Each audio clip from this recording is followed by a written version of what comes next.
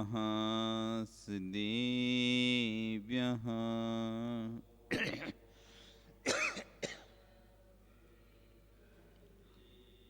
ॐ नमः सिद्धेभ्यः।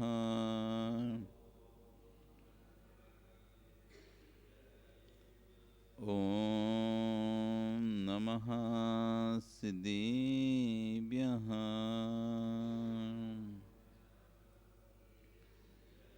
तिर्यणि खग्गिणाये रुतारी मोय सैर सिरणी बिहू आयरी राव पसियो परवादिन्यो भव्य जी लोए। नमो अरिहंताणं नमो सिद्धाणं नमो आयरीयाणं नमो वज्रायाणं नमो लोई सभ्यसाहुणं। बोले अनंत अनंत से परमेष्टि भगवान की, आदि ब्रह्म आदिनाथ भगवान की, वर्तमान शासन महावीर भगवान की, आचार्य गुरु श्री विश्व सागर जी महाराज की, अहिंसा में विश्व धर्म की।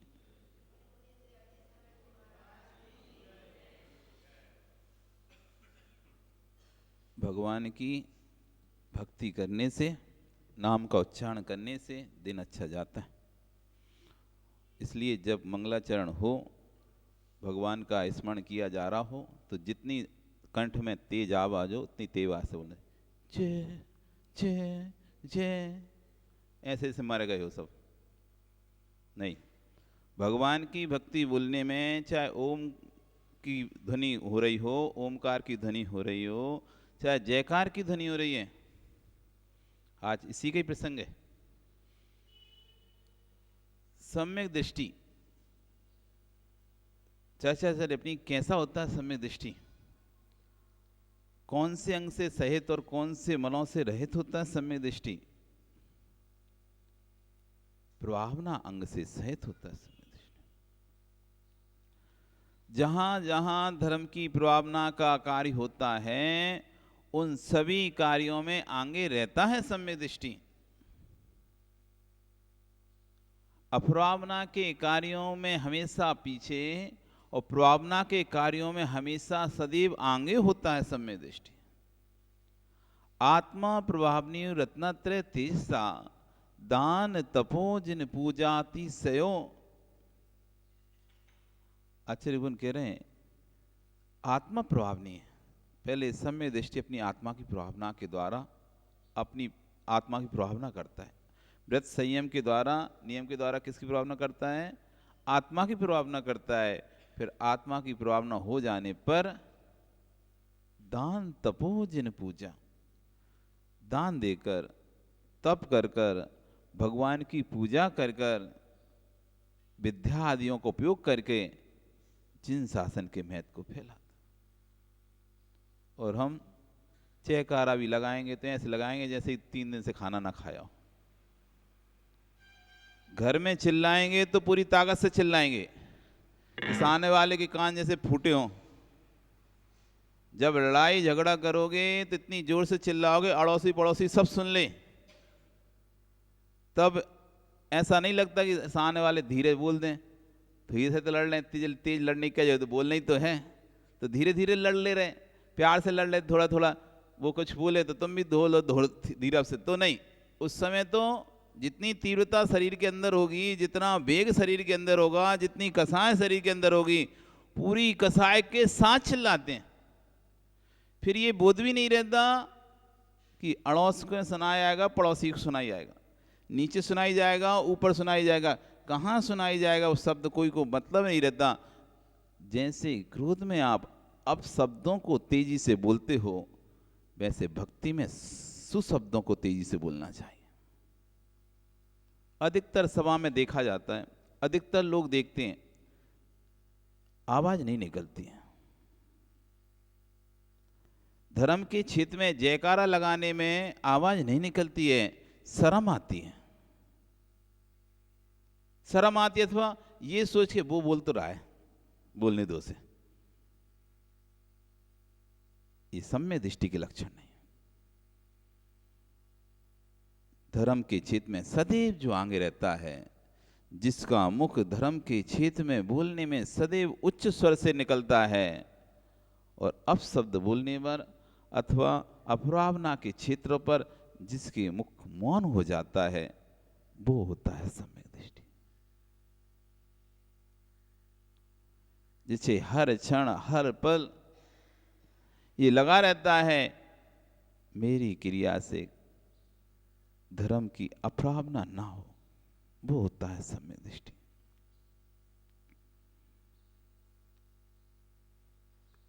प्रभावना करने के लिए कोई ढोल बजाने की जरूरत नहीं है,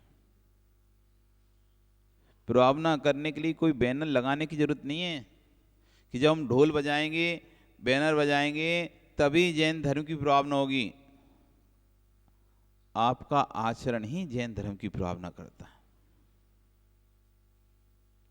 नरेश, आपका आचरण ही जैन धर्म की प्रभावना करता है। आप जिस तरह से रह रहे हैं, जैसी आपकी जीवन शैली है, वो जीवन शैली ही जैन धर्म की प्रभावना करेगी।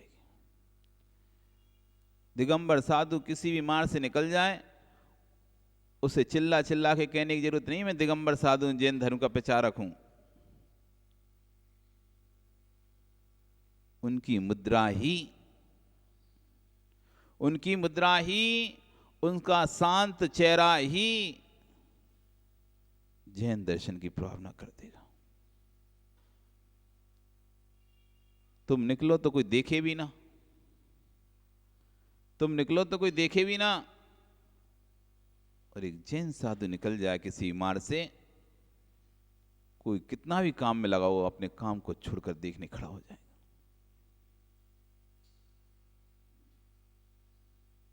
उनकी मुद्रा ही प्रभावना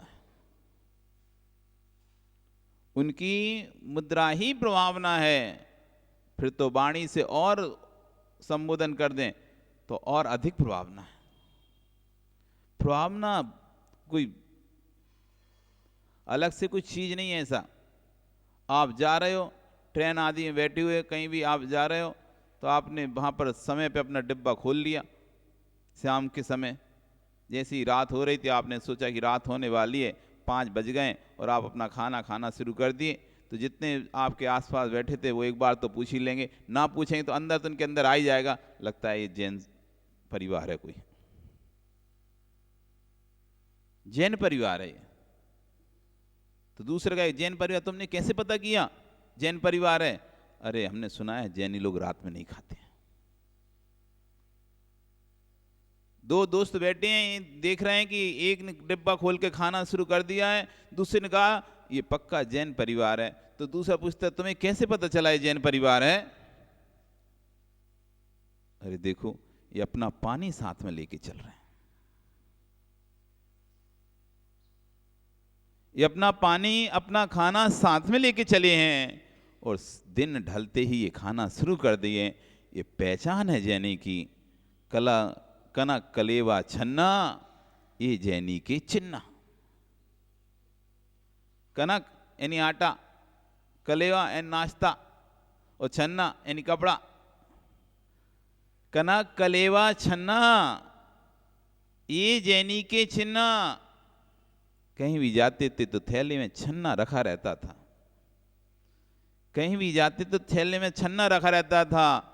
जब भी पानी की जरूरत पड़ेगी पानी छान कर भर लेंगे, जब भी पानी की जरूरत पड़ेगी पानी छान कर भर लेंगे।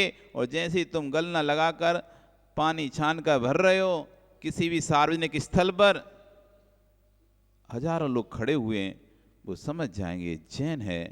तो दूसरा पूछेगा तुमने कैसे पता किया जैन है? जैनी लोग पानी छान कर पीते हैं। वहां कोई तुमने बैनर नहीं लगाया जैन दर्शन का, वहां कोई तुमने ढोल नगाड़े नहीं बजवाए, कोई भगवान की मूर्ति स्थापित नहीं की, कोई फोटो नहीं लगाया महावीर का जिससे पता चले कि आप जैन हैं। आपके गले में कोई ताबीज नहीं लटका था, कोई माथे पर कोई वो बेल्ट नहीं बना था कि आप जैन हैं।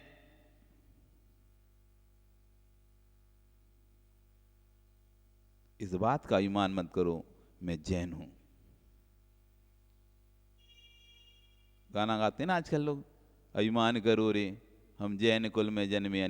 इस बात का अभिमान मत करो जैन कुल में जन्मे। इस बात का करना है कि मेरे अंदर वो भाव आ रहे हैं जैन कुल में जन्मने के बाद कि पानी छान कर पी रहा हूं, ये मेरे परिणाम बहुत प्रशस्त परिणाम है। करो अपने परिणामों के अनुमोदन। जिस व्यक्ति के परिणाम आ रहे हैं मुझे पानी छान के पीना है, वो नियम से निकट भव्य जीव है। जिस व्यक्ति के परिणाम आ रहे हैं मुझे रात्रि भोजन नहीं करना है, मुझे आलू प्याज नहीं खाना है, रात्रि भोजन नहीं करना है, मुझे छान कर पानी पीना है, ये नियम से निकट भव्य जीव है। नहीं तो तीव्र संसारी जीव के परिणाम हो ही नहीं सकते नरेश, नहीं हो सकते कि पानी छान कर पीऊं।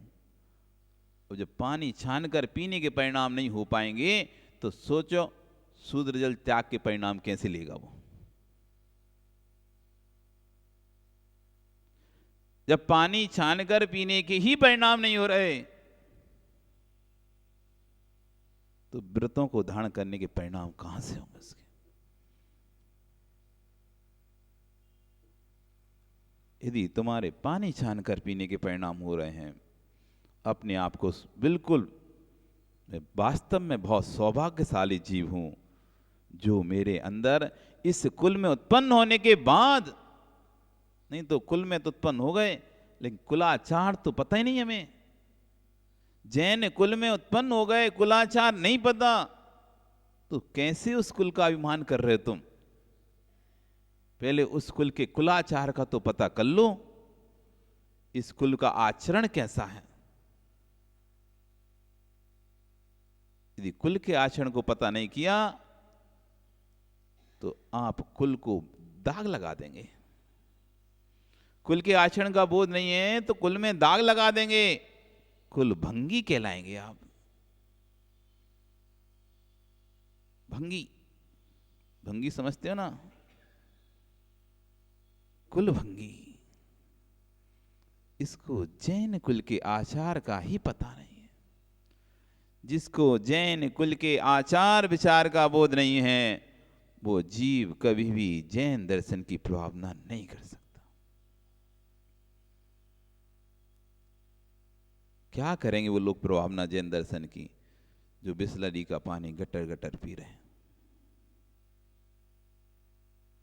उनसे क्या उम्मीद की जाएगी।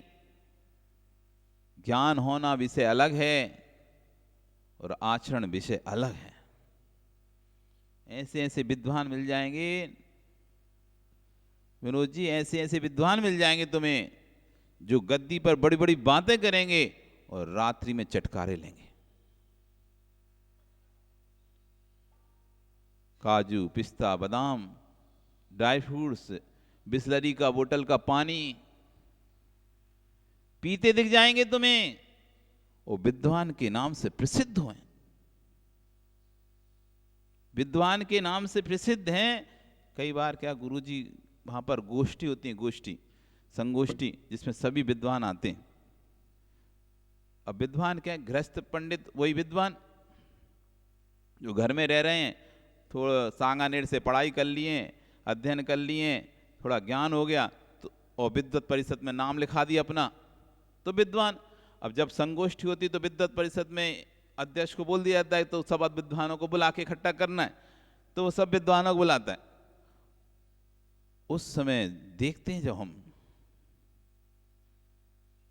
बिस्लरी का पानी पी रहा है विद्वान होकर, जो पंडित के नाम से पूजा जा रहा है, पंडित के नाम से जाना जा रहा है, विद्वान के नाम से जाना जा रहा है, अरे सामान्य व्यक्ति पीता हो तो समझ में आए। वो व्यक्ति भी जब बिस्लरी का पानी गटर गटर गटर पीने लगता है तब लगता है कि ज्ञान का ही बस है। ये तीव्र मिथ्या दृष्टि जीव है जो कह तो रहा है एक बूंद अनछने पानी में असंख्यात जीव होते हैं, एक बूंद अनछने पानी में असंख्यात जीव होते हैं, और फिर भी जब पता है एक बूंद अनछने पानी में असंख्यात जीव होते हैं, आप लोगों को नहीं पता क्या इस बात का? किसको नहीं पता? हम बता दे रहे। विपिन तुमको पता ही नहीं? नवीन तुमको पता ही नहीं ये बात?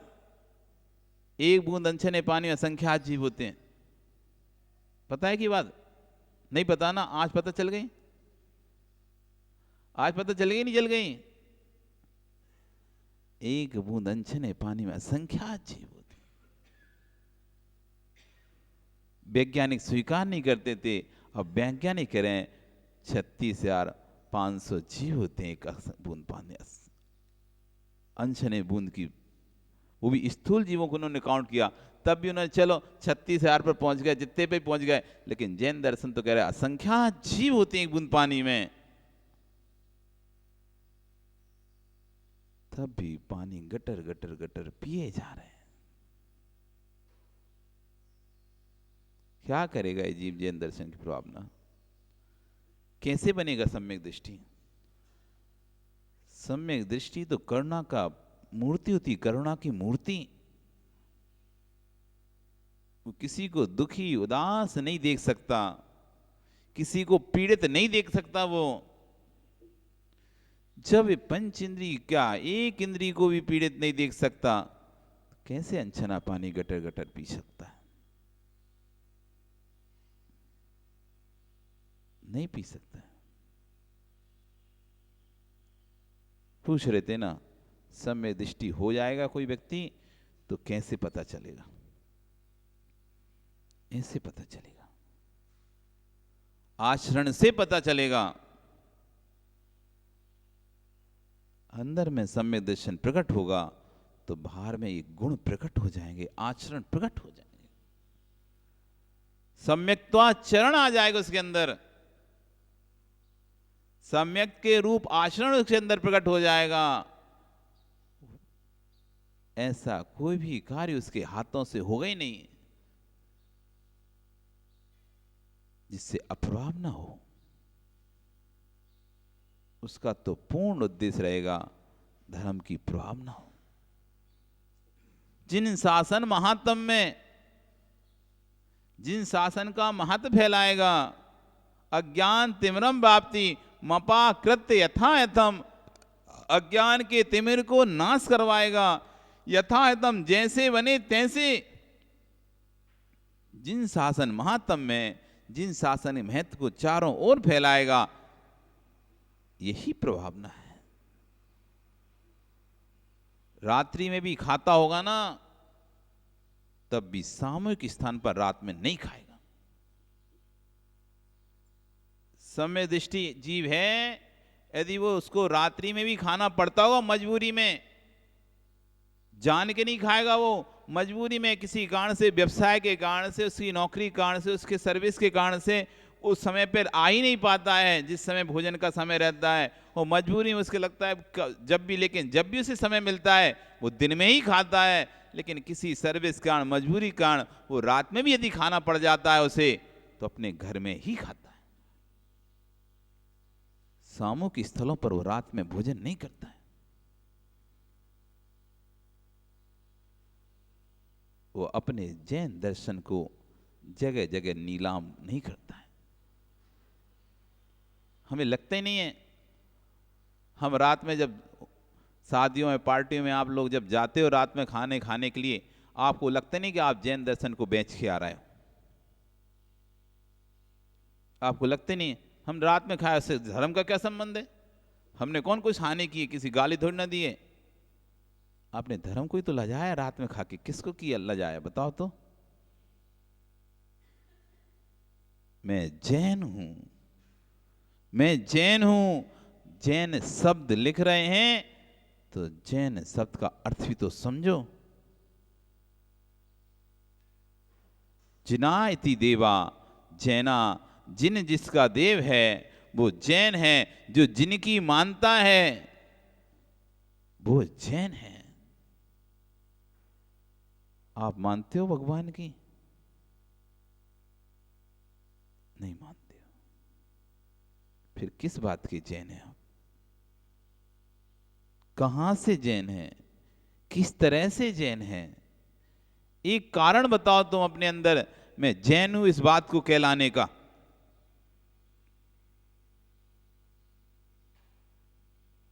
कुल में उत्पन्न हो गए, जैन कुल में उत्पन्न हो गए, इसलिए जैन शब्द लग गया है।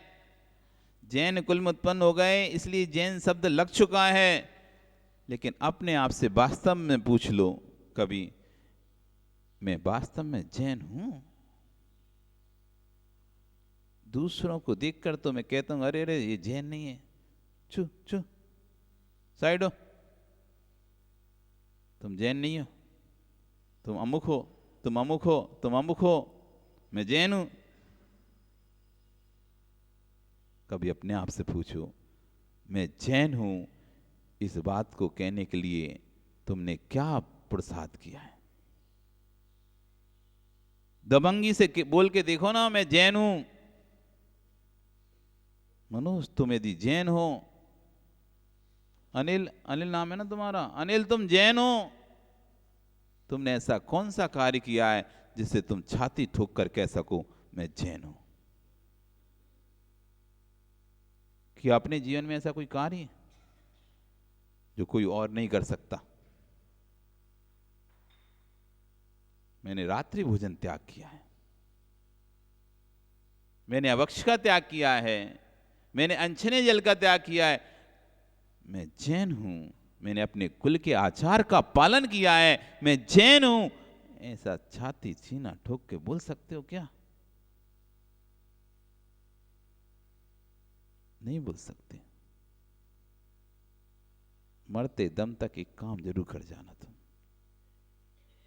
अंतिम सांस निकले एक काम ऐसा कर जाना जिससे छाती ठोक कर बोल सको मैं जैन हूं,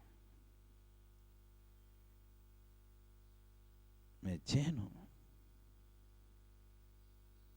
ना जाने कौन कहां कैसा भंगी मेतर चमार सब लोग वो होटलों में खाते हैं, उन्हीं होटलों में उन्हीं पात्रों में तुम खाते हो। ना कुल का विचार, ना आचार का विचार। घर में कोई पात्र में कोई यदि भंगी आकर खा जाए, चमार आकर खा जाए, या कोई शूद्र जाति का व्यक्ति खा जाए, तो उस पात्र को फेंक देते हो, अलग कर देते हो, इसमें नहीं खाएंगे हम। अब उस पात्र में आप खाते तक नहीं हो, कोई उठा के उसी गिलास का पानी पी जाए। घर भर के बाहर कोई झाड़ू लगाने वाला आपका व्यक्ति था, वो आया और वहां गिलास रखा हुआ था, आपका वो पानी पी गया और रख दिया और आपने देख लिया। अब उसको घर के अंदर लाओगे क्या तुम? उस गिलास को घर के अंदर लाओगे क्या? अब इसको वहीं रहने दो, उसी को पीने दो, अब इसको अंदर नहीं लाना, या तो फेंक दो या वहीं पड़ा रहने दो। ये सूत्र के द्वारा छू लिया गया है। एक सूत्र के द्वारा छुआ हुआ पात्र आप उपयोग नहीं करते हो। उस होटल में ना जाने कैसे कैसे शराबी, कबाड़ी, मांसाहारी, ना जाने कितनी जाति के लोग, कल्पना भी नहीं कर सकते कितनी बीमारियों से युक्त लोग।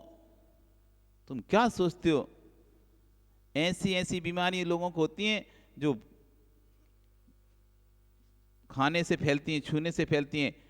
वे सब बीमारी युक्त व्यक्ति भी होटलों में जाके खाना खाते हैं।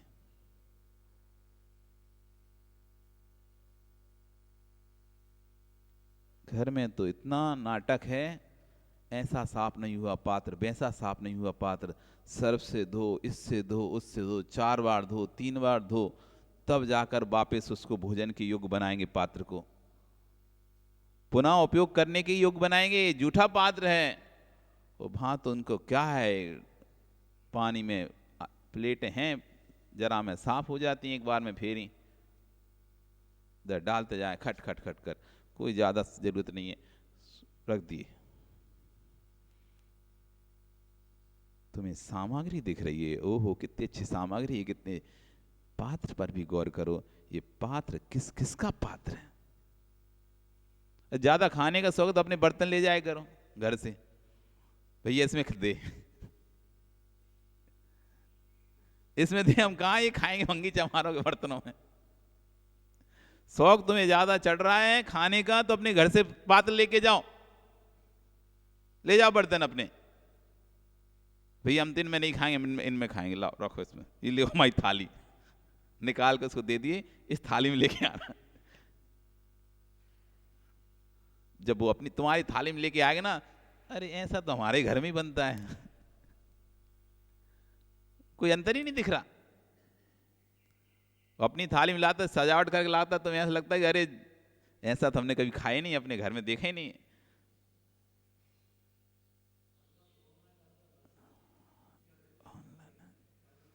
ऑनलाइन तो और ही ज्यादा बेकार, ऑनलाइन तो और ही ज्यादा बेकार। कम से कम तुम जाकर खाते थे तो देख लेते थे ये वेज होटल है, नॉन वेज होटल है। नॉन वेज होती तो आप कदम भी नहीं रखते थे, सीढ़ी पर पैर भी नहीं रखते थे। शाकाहारी होती थी तभी जाते थे। अब वहाँ तो वो तो ऑर्डर दे दिया, ऑर्डर तो कहीं से भी आ सकता है, उनका जहाँ कॉन्ट्रैक्ट होगा, उनके कॉन्ट्रैक्ट तो वेज नॉन वेज सबसे रहते हैं, क्योंकि तुम अकेले तो नहीं हो ना शाकाहारी खाने वाले, उन्हें तो मांसाहारी भी भोजन भेजना है, उन्हें तो मीट भी, मटन भी, बिरयानी भी सब भेजना है, और तुम्हारा पिज्जा भी और पास्ता भी भेजना है। कई कई बार हो जाता है पैकेट बदल जाता है, बदल जाता है पार्सल, तुम्हारा किसी के पास और किसी मांसाहारी का तुम्हारे पास आ जाता है।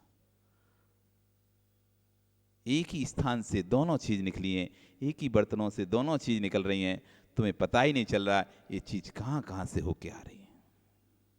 पूरा धर्म भ्रष्ट कर दिया। थोड़ा बहुत लाज थी तो वो भी तुमने खत्म कर दी, पूरी तरह से अपने आप को भ्रष्ट करके रख लिया है। अब कुछ सोचते नहीं हो कि ऑनलाइन जो चीज आ रही है वो किस मांसाहारी होटल से आ रही है। हमने वो पैसा दिया है, वो पैसे से वहां तो मांसाहारी होटल ही चलेगी, शाकाहारी तो नहीं चलेगी। कितना पाप का बंद कर रहे हैं। अरे जाते तो जाकर देखते, वहां पर देखते तो तुमको आदि लगता कि नहीं ठीक नहीं है, तो कम से कम तुम वापस आ जाते। यदि इतनी लिप्सा है भोजन करने की बाहर की, तो बाहर जाकर भोजन करते तो कम से कम देख लेते, अरे यहाँ पे तो सब मांसाहारी है, हाँ नाम तो सुना था बहुत होटल का, लेकिन ये तो सब मांसाहारी होटल है। हाँ तुम दिख रहा है, देखना कभी मांसाहारी होटल, वहाँ खड़ी होंगी इनकी जोमेटो वालों की और इनकी गाड़ियाँ लेने के लिए पार्सल। कोई ये कंपनी कोई बनाने वाली कंपनी थोड़ी ना, ये तो एजेंट है, एजेंट दलाल, दलाल है ये तो।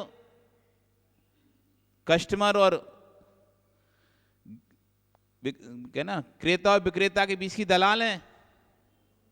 विक्रेता बेच रहा है, सीधा आपसे संपर्क नहीं हो रहा है विक्रेता का, सेलर का, तो एक बीच में मीडियमेटर आ गया, जोमेटो आ गया, कोई सा भी आ गया, कोई सी भी ऐप आ गई, वो बीच में आपकी ऐप है, उससे तो बस अपना कमीशन मिल गया, खत्म। अब तुम्हारा धर्म भ्रष्ट हो चाहे कुछ हो, उससे कोई मतलब नहीं, उससे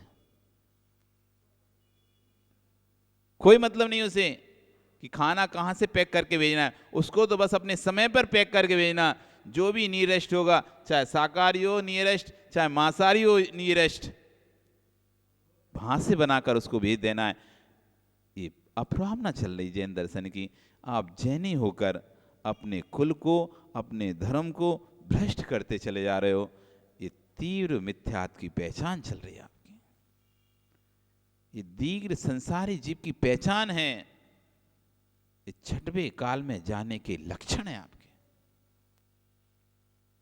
ऐसे कैसे चले जाओगे छठे काल में? उसलिए पाप तो चाहिए पड़ेगी ना, करना पड़ेगा छठवें काल में जाने के लिए, क्योंकि छठवां काल अति दुस्वां काल है। ऐसा भीषण काल आने वाला है जहां पर एक जीव दूसरे जीव को कच्चा चबा जाएगा, अग्नि रहेगी नहीं, नष्ट हो जाएगी अग्नि। एक जीव दूसरे जीव को कच्चा खाएगा, फल नहीं खाएगा, आदमी आदमी को खाएगा। ऐसा खोटा काल आने वाला है। उस खोटे काल में जन्म लेने वाले जीवों का चुनाव पंचम काल में ही होगा। कौन कौन वहां पर किन किन को भेजना है, किन किन को जाना है। इसलिए हो जाओ जितने मस्त, जिस जिसको छठवें काल में जाना है करो खूब पाप, टिकट पक्का है तुम्हारा। और बचना है छठवें काल से, उस छठवें काल से बचना है, चौथे काल में जाना है, अथवा स्वर्ग में बैठकर चौथे काल का इंतजार करना है। तो थोड़े से अपने कुल के आचार का पालन कर लो। तुमने मात्र कुल के आचार का ही पालन कर लिया, कोई नियम कोई व्रत मत लो, तुम बहुत उपवास मत करो, बहुत एकासन मत करो, बहुत त्याग मत करो, घर भी मत छोड़ो, कुछ ही मत करो, बस अपने कुलाचार का पालन कर लो। पानी छान के पीना, रात्रि भोजन का त्याग कर देना, जीव दया, ये 3 तो कुलाचार हैं आपके। जीवों पर दया करना, पानी छान के पीना, रात्रि भोजन नहीं करना, ये तो जैनियों के 3 कुलाचार हैं। इन 3 कुलाचार का पालन कर लो आप, गारंटी है आप छठे काल में जा ही नहीं सकते। नियम से आपको स्वर्ग मिलेगा, नियम से। आयुबंद कोई का नहीं किया, और आयुबंद कर भी लिया तो भी चिंता की कोई बात नहीं है, तब भी जाके उत्कृष्टता ही मिलेगी। जिस भी गति में जाओगे, मनुष्य में जाओगे तो भोग भूमि में भोग मिलेंगे, त्रिंचों में भी जाओगे तब भी भोग भूमि के भोग मिलेंगे, नारकीयों में नरक में भी गए तब भी पहली नरक से ज्यादा नहीं जा पाओगे, वहां भी जाकर तुम्हें उतनी कष्ट नहीं होगे जितना कष्ट 7वें नरक में होगा, दूसरे नरक में होगा, तीसरे में होगा, चौथे में होगा, 5वें में होगा, 6वें में होगा, 7वें। वैसे कष्ट पहले नरक में नहीं होगा। नरक भी बांध लिए और कोई आयु नहीं बांधी है, तो नियम से तुम देवों में भी जाओगे, देवों में भी बेमानिक देव बनोगे, उनमें भी रिद्धिधारी संपन्न देव बनोगे। बस 3 का आचरण का पालन करना। आपकी इसमें आपकी आत्मा की प्रभावना होगी और साथ में धर्म की प्रभावना होगी। आप मत करो धर्म के लिए कुछ भी, मत छोड़ो जब धर्म के लिए, अपनी आत्मा के लिए तो छोड़ सकते हो ना। धर्म के नाम पे मत छोड़ो आप। यदि आपको लगता है कि धर्म के नाम पे हम नहीं छोड़ते, ठीक है, मत छोड़ो धर्म के नाम से, आप अपनी आत्मा के लिए तो छोड़ सकते हो। मैं अपनी आत्मा की दुर्गति नहीं कराना चाहता, अब मैं रात्रि भोजन नहीं करूंगा। क्या रात में भोजन नहीं करने वाले जीवित नहीं रहते? क्या रात में भोजन करने वाले ही जीवित रहते हैं? क्या रात्रि में भोजन नहीं करने वाले स्वस्थ नहीं रहते हैं? रात में खाने वाले स्वस्थ रहते हैं क्या? किस आधार पर रात्रि भोजन के लिए आप इतने लिप्सित होते हो? हमको तो ये बात समझ में नहीं आती। क्या दिन में भोजन नहीं कर सकते हैं क्या?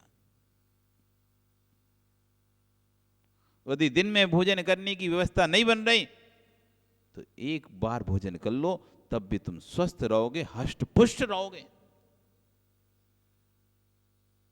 ऐसा मत समझना एक बार भोजन करने का नियम ले लोगे, एक बार भोजन करोगे दिन में तो तुम कमजोर हो जाओगे, बीमार हो जाओगे, शरीर की ताकत शक्ति खत्म हो जाएगी। गलत है ये। एक बार भोजन करोगे शरीर और स्वस्थ होगा, और तंदुरुस्त होगा, और फुर्तीला होगा, और ज्यादा शरीर के अंदर तंदुरुस्ती फुर्ती आएगी। देखो ना साधु लोगों को, कितनी बार खाते हैं, कितनी बार खाते हैं, खाना छोड़ो कितनी बार पानी पीते हैं। यही बहुत, क्योंकि पानी तो ऐसा चीज है जिसे कोई भोजन मानते नहीं है। पानी जैसी चीज को भी भोजन मानता है कि बताओ? सब जितनी बार खाना हम एक ही बार खाते हैं, लेकिन पानी पानी कितनी बार पी लेते, कोई फर्क नहीं पड़ रहा। तब भी वो पानी को भी एक ही बार पीते हैं, तब भी क्या तुम्हें बीमार दिखाई देते हैं, प्रमादी दिखाई देते हैं, आलसी दिखाई देते हैं? तुमसे ज्यादा फुर्ती उनके अंदर होती है। 24 घंटे भी उनको बुलवाते रहो तब भी उनके अंदर एनर्जी बनी रहती है। अपनी स्वाध्याय, अपनी सामायिक, अपनी हर क्रिया में एनर्जेटिक रहते हैं। प्रवचन करा लो, प्रवचन में भी रहते हैं, भक्ति करा लो, भक्ति में भी एकदम आनंदित रहते हैं। खाने से तो नहीं रह रहे ये। ऐसा नहीं कि 10 बार खा रहे हो, बार बार पानी पी रहे हो तो भैया बहुत एनर्जी रहती है। एक ही बार खा रहे, एक ही बार पी रहे, तब भी 10-10 घंटे तक भी बोलते हैं, तब भी कंठ नहीं सूखता है।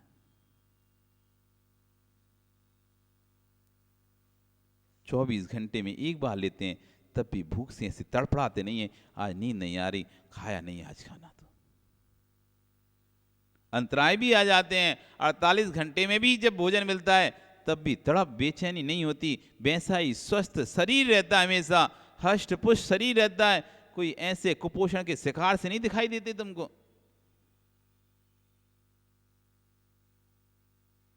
क्या बात है, बार बार खाने वाला ऐसा लगा है शरीर को पता नहीं चल रहा खा भी रहा है कि नहीं खा रहा। बार बार खाने वाले का शरीर देख लो आप, और एक बार खाने वाले का शरीर देख लो। क्यों विभिन्न?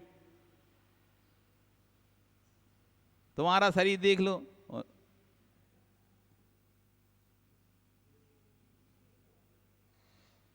है दमदार। तो क्या साधु के शरीर ऐसे नहीं होते क्या? जैसा तुम्हारा बार बार खाने से 10 बार खाने शरीर फूल गया है, क्या साधु के नहीं फूलते क्या? वो कितनी बार खाते हैं?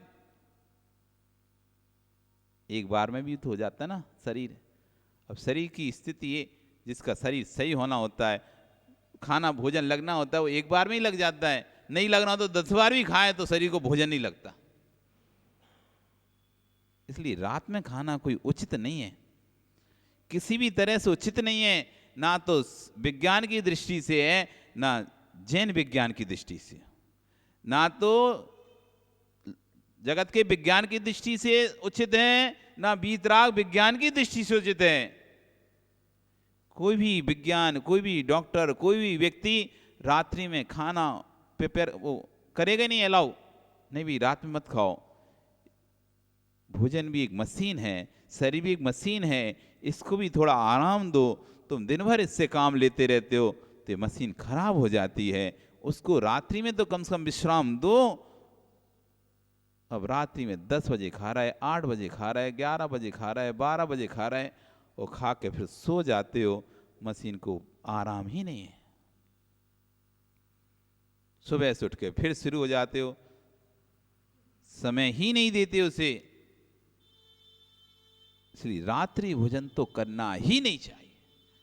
नरक के द्वारों में एक द्वार है रात्रि भोजन। नरक में जाने के 7 द्वार बताएं।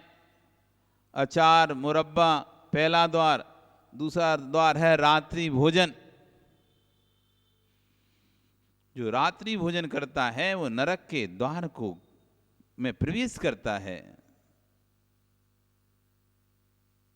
रात्रि भोजन करना ही नहीं चाहिए। इसलिए अपने मन में ठान लो, अभी तक किया है उसका प्रायश्चित ले लो। आगे से हम रात में तो भोजन करेंगे नहीं, भूखे रहना पसंद करेंगे, लेकिन रात में अन्न को मुख में रखना पसंद नहीं करेंगे। भोजन कुछ भी नहीं करेंगे। पानी रहा, जब तक अभ्यास नहीं हो पा रहा है, जब तक अभ्यास नहीं हो पा रहा है पानी छोड़ने का, तब तक पानी पिएंगे। जिस दिन पानी छोड़ने का भी अभ्यास हो जाएगा, उस दिन रात में वो भी नहीं पिएंगे। कर लो आज से अपने अंदर संकल्प, यदि वास्तव में तुम जैन धर्म की प्रार्थना करना चाहते हो तो आप देखो कितना सम्मान आपका बढ़ जाएगा लोगों के बीच में।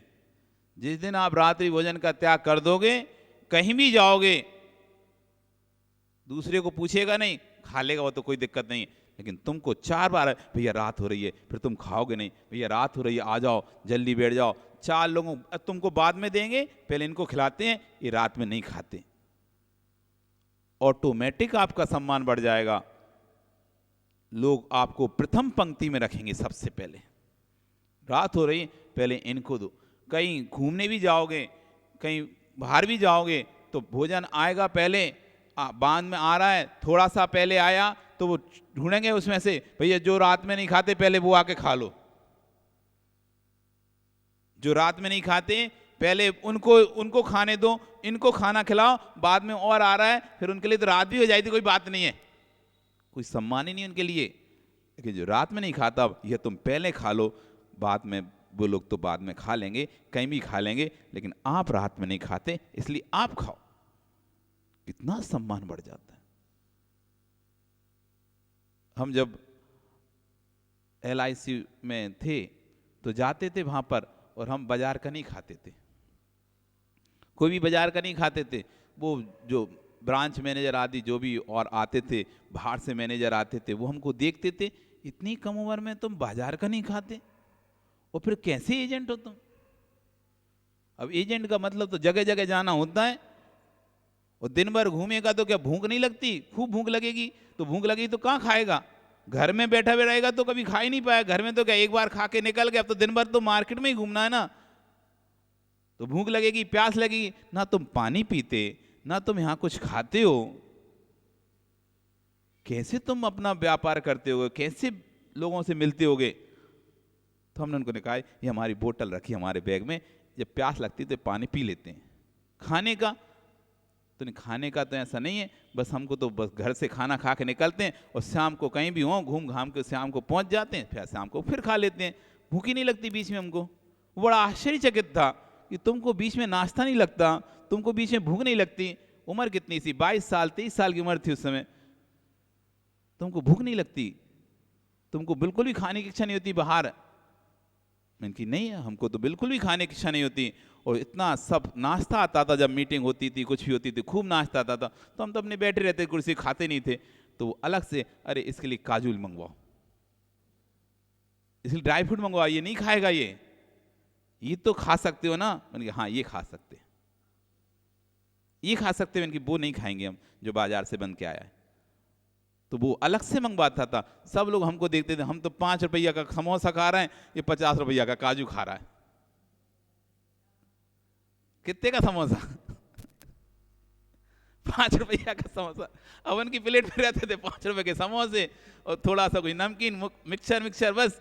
अब वही खा रहे हैं वो लोग तो, और हमारी प्लेट में वो नमकीन, पिस्ता, काजू और ये बादाम ये ला के रखा देता। अब कोई भी लाएगा तो 50-50 ग्राम तो लाएगा ना, इससे कम क्या लेके आएगा? अब 50 ग्राम ही तो कितने हो गए?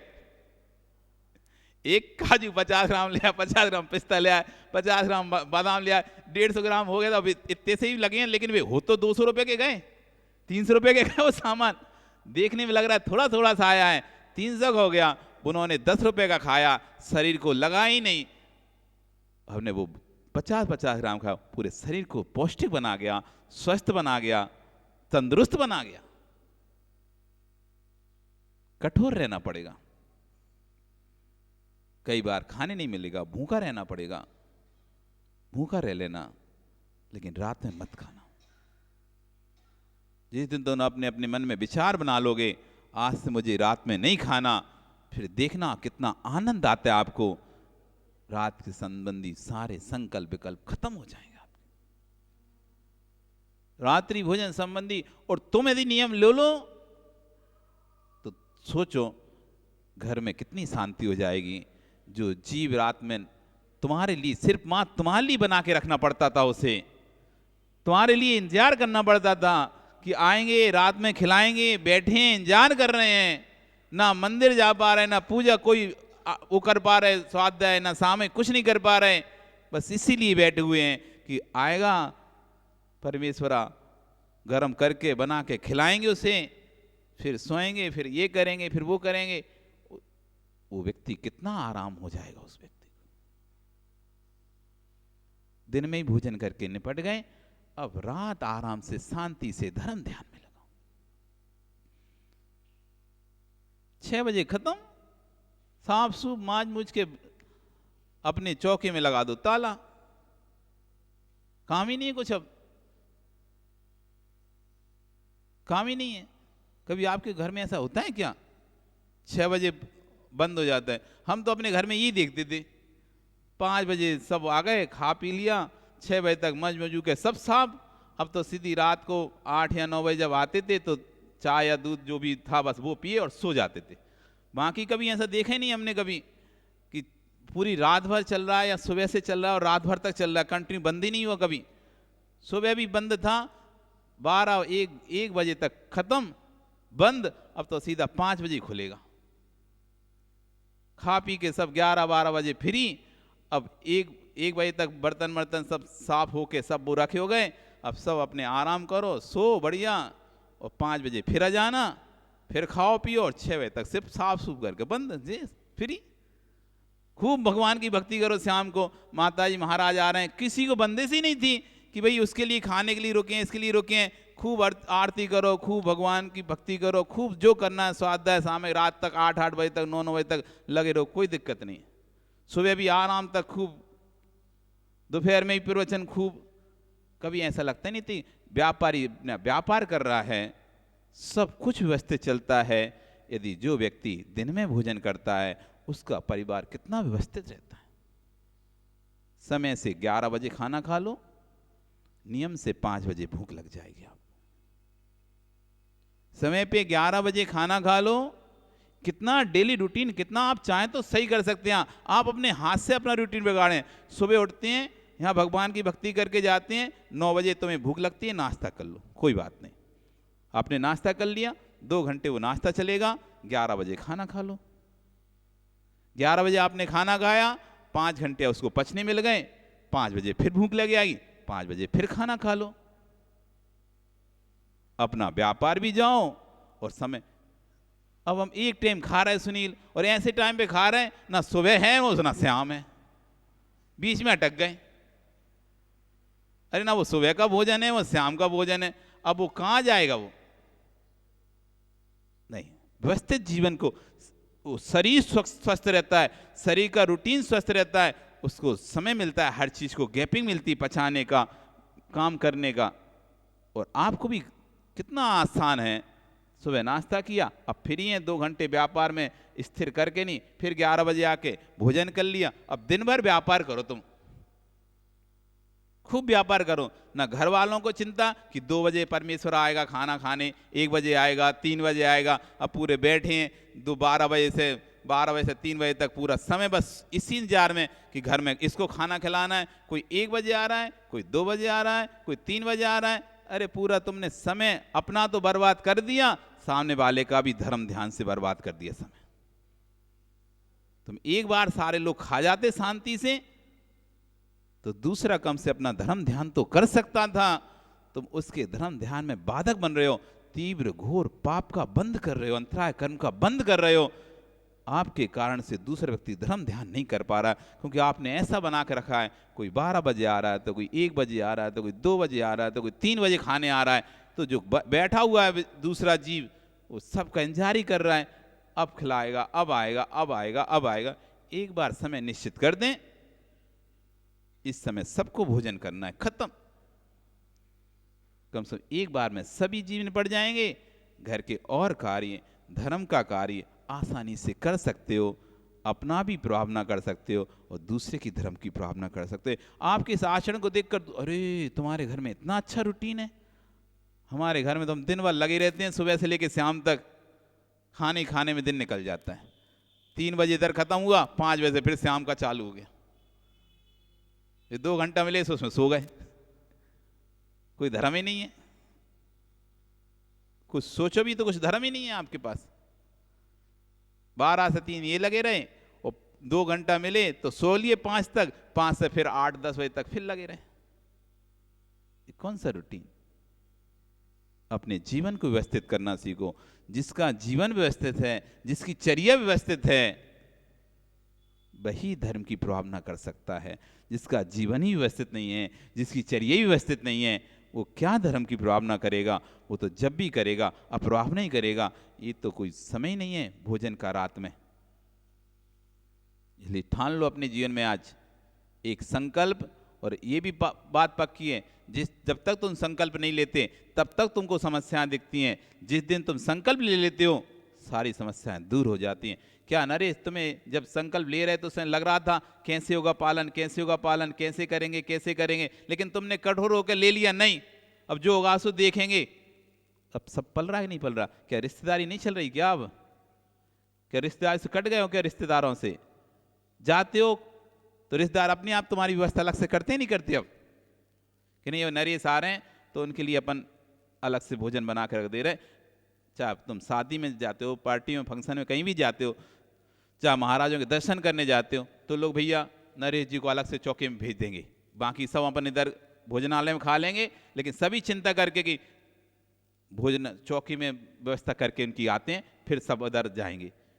तो जिस दिन से तुमने त्याग कर दिया, उस दिन से लोगों ने तुम्हारी व्यवस्था बनाना शुरू कर दिया। आज तुम समूह में कहीं भी जाते हो तो प्रवीण ध्यान रखता है, अरे चौके में भेजना है नरेश जी को। उसको तो पता है हमारा भोजन तो ये भोजनालय में खा लेंगे हम, लेकिन ये व्यक्ति भूखा रहेगा, तो पहले ढूंढता है भाई कोई यहाँ पे चौका लगा है, कोई शुद्ध भोजन की व्यवस्था है कि इनका त्याग है भाई ये बाहर के खाने का, ये खाएंगे, आप व्यवस्था करो।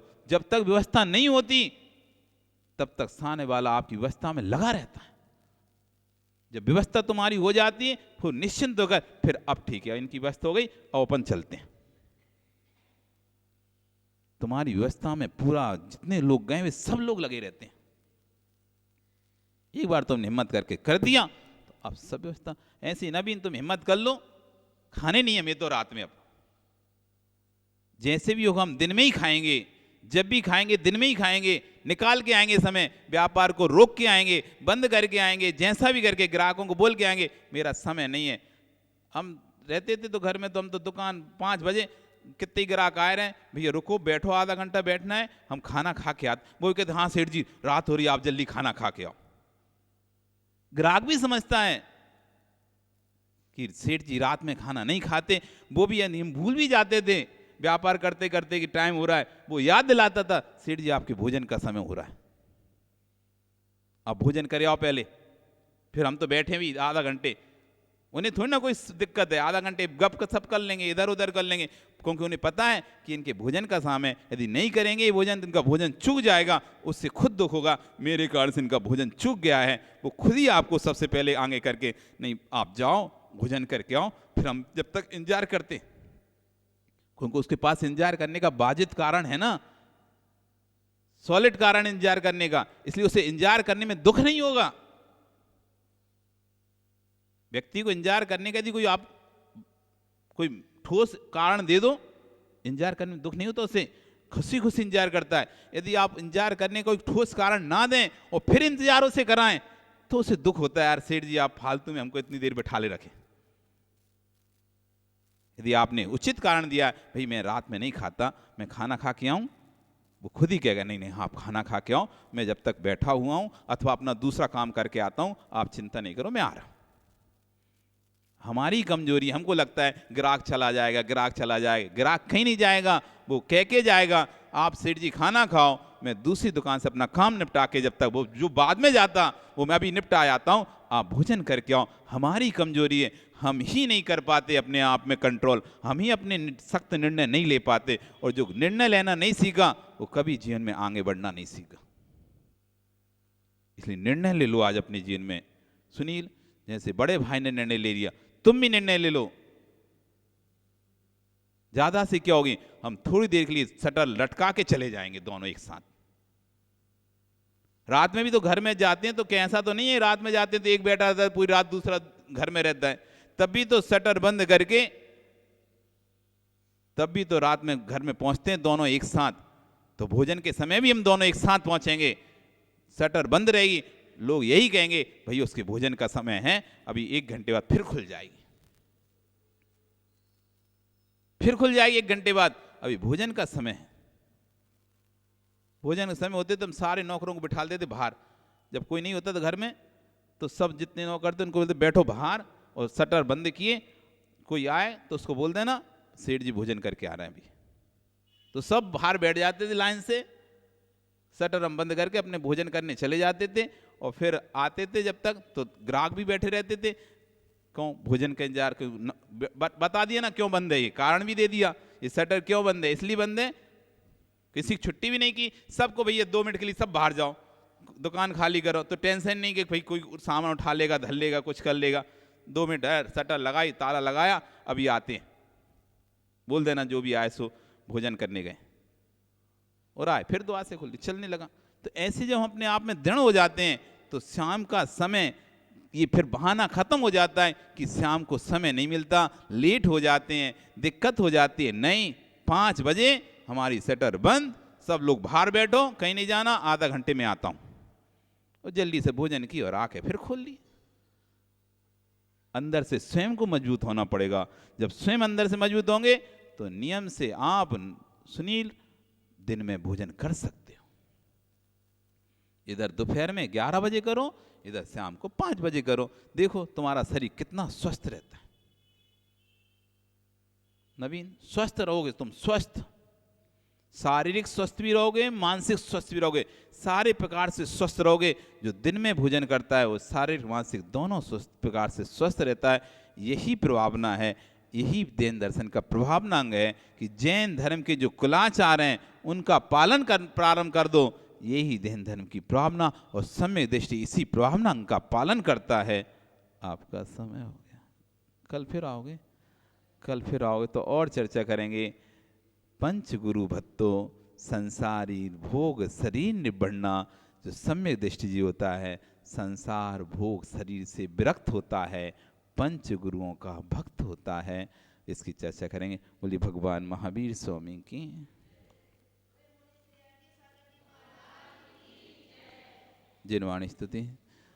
जावाणी के ज्ञान ते सूजे लोकालोक, सोवाणी मस्तके नमो सदा।